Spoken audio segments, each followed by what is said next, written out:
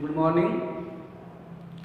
जैसा कि हम इनडायरेक्ट स्पीच में इम्पेरेटिव सेंटेंस पढ़ रहे थे, आपको इम्पेरेटिव सेंटेंस में साधारण वाक्यों के इनडायरेक्ट करना बता दिया था। अब आता है आपका निषेधात्मक वाक्य अर्थात नेगेटिव सेंटेंस।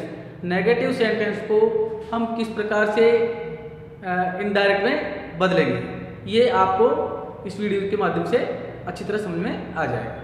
देखिए, जब रिपोर्टेड स्पीच निषेधात्मक हो अर्थात नकारात्मक अर्थात डू नॉट से प्रारंभ हो तो इसके परिवर्तन की दो विधियां हैं। डू नॉट से प्रारंभ हो, इंपेरेटिव सेंटेंस जो नकारात्मक होते हैं वो डू नॉट से प्रारंभ होते हैं, ज्यादातर डू नॉट से प्रारंभ, नेवर से प्रारंभ होते हैं। इसकी दो विधियां, पहली विधि देखिए आप, रिपोर्टिंग वर्ब को फॉरवर्ड में बदल दिया जाता है। फॉरवर्ड का अर्थ क्या होता है? मना करना, इनकार कर देना। फॉरवर्ड में बदल दिया जाता है। इससे रिपोर्टेड स्पीच में आए हुए डू नॉट को समाप्त करके क्रिया से पहले टू लगाते हैं। किस पे बदल जाता है? वर्ब को फॉरवर्ड में, वर्ब को फॉरवर्ड में बदल दिया जाता है और डू नॉट को, जो डू नॉट आता है उसमें डू नॉट को समाप्त करके और क्या लगा देते हैं? टू लगा देते हैं। शेष नियम वैसे के वैसे ही है जो अपने साधारण वाक्य में थे, वो केवल नियम चेंज नहीं है।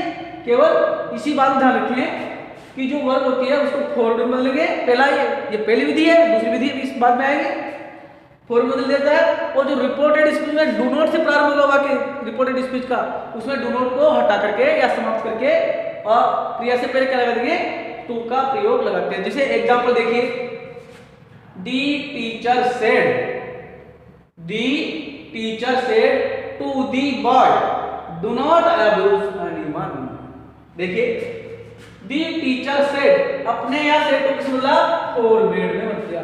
दी teacher forward, the teacher forward, the boy, यहां एक को हट गया, ये टू जोड़ दिया, ये डू नॉट को हटा दिया आपने, डू नॉट को यहां से हटा दिया और डू नॉट को जगह क्या लिख दिया अपने? टू लिख दिया। डू नॉट की जगह अपने टू लिख दिया, फिर पूरा अब्यूज एनीवन। आगे बात समझे। दूसरा देखिए, रिपोर्टेड वर्ब सेड को भाव के अनुसार ऑर्डर में, एडवाइस में या रिक्वेस्टेड में। आपको बताया था जो ऑर्डर आदेश हो गए, कोई आदेश करता है उसको ऑर्डर बदलेंगे, सलाह देगा उसको अपने एडवाइस बदलेंगे और प्रार्थना होगी उसको रिक्वेस्टेड में बदलेंगे। ये आपको स्वीकार करके बता दिया था, या में बदल दिया जाता है। किंतु इसमें रिपोर्टेड स्पीच में केवल डू हटा देते हैं। क्या हटा देते हैं? रिपोर्टेड स्पीच में से क्या कर देंगे? डू हटा देंगे और नोट के बाद टू का प्रयोग, नोट के बाद, इसके बाद नोट के बाद, नोट के बाद टू का प्रयोग कर दिया जाता है। जैसे एग्जांपल देखिए आप, my father said to me do not waste your time. ये आपका सेंटेंस है। सेंटेंस देखिए, माय फादर, अब यहां my father said to me, यहां पिताजी उसको सलाह दे रहे हैं, यहां पिताजी अपने पुत्र को सलाह दे रहे हैं। इसलिए सलाह देने के लिए क्या आएगा? एडवाइज। बताया नहीं आप? ऑर्डर में, एडवाइज में या रिक्वेस्टेड में, इनमें से किसी एक में बदल देंगे भाव के अनुसार, आशय के अनुसार, जो वाक्य का आशय। अब यहाँ पिताजी अपने बेटे को सलाह देंगे कैसी? क्या कह रहा? Do not waste your time, अपना समय बर्बाद मत करो। तो ये सलाह, तो यह अपने भाव के अनुसार से टू को किससे बदल दिया? एडवाइज में बदल दिया। फिर एडवाइज में अब क्या करेंगे अपन? ये नोट डू को तो हटाएंगे, इस लिखा डू हटा देते हैं। इस डू को, ये डू आया यहाँ, इस डू को हटा देंगे। इसके बाद में नोट आया, नोट का शेष रहते हैं, नोट के बाद में लिखा है ना, और नोट के बाद टू का प्रयोग करते हैं। ये नोट है, इसके बाद में टू का प्रयोग करते हैं।